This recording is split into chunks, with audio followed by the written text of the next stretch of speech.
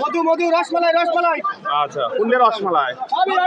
ওরে আল্লাহ রে, কি খবর? মেলা কেমন লাগতেছে?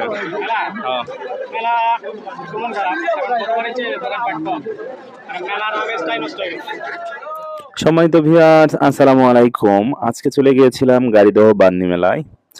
তো আপনারা জানেন বান্নি মেলা প্রতি বছর এই সময় হয়ে থাকে।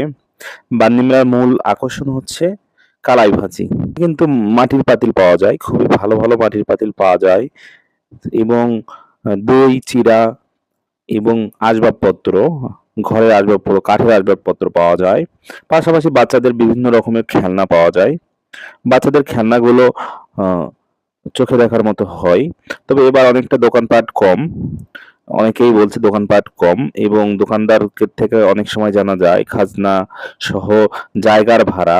এখানে কিন্তু মেলার আলাদা কোনো জায়গা নেই, যার কারণে যাই যেখানে বসে তার জায়গা ভাড়া দিতে হয়। এটা অধিক মূল্যে ভাড়া দিতে হয়েছে, যার কারণে ছোট ছোট অনেক দোকানি হতাশ।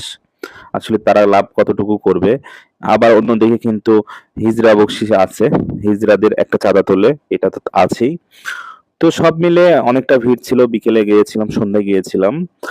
আহ, মাটির খেলনা পুতুল সহ নানান রকমের ইয়ে দেখতে পাওয়া যায়। তো সবচেয়ে মূল আকর্ষণ হচ্ছে এই মেলার কালাই ভাজি। বিভিন্ন রকমের কালাই ভাজি পাওয়া যায় এবং মিষ্টির দোকান, বড় বড় মিষ্টি পাওয়া যায় এবং এই যে ঝুড়ি, এগুলোকে বলে ঝুড়ি, এই ঝুড়িগুলো পাওয়া যায়। খুব কম দামে অনেকগুলো ঝুড়ি পাওয়া যায়, বিভিন্ন কালারের। সাদা কালার হয়, হলুদ কালার হয়। বিশেষ করে এই কালাই ভাজা কিন্তু সবাই নেবেই।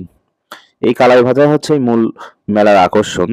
তবে এবার অনেকটা দোকানপাট কম ছিল এবং বিভিন্ন রকমের যে আরো অনেক রকমের সার্ভিস হয় সেগুলো চোখে দেখা যায়নি। তো মেলার পরিবেশটা ভিতরে ভালো ছিল, মোটরসাইকেল ঢুকতে দেওয়া হয় নাই। মোটরসাইকেলগুলোর সামনে মেন রোডের পাশে গ্যারেজ ছিল।